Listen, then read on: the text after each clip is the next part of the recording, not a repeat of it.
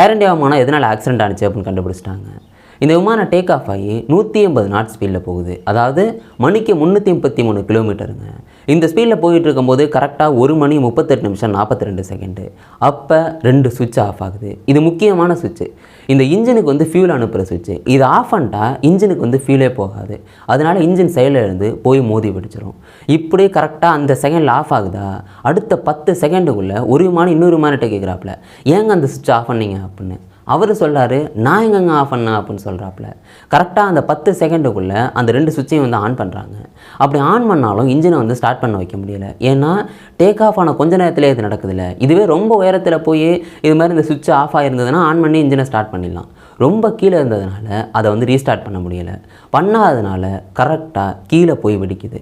அந்த வெடிக்கிறதுக்கு முன்னாடி மேடே அப்படின்னு கண்ட்ரோல் சென்டருக்கு வந்து தகவலாம் அனுப்புகிறாங்க. பட் அதுக்கப்புறம் என்ன நடந்தது அப்படின்னு எல்லாருக்குமே தெரியும்.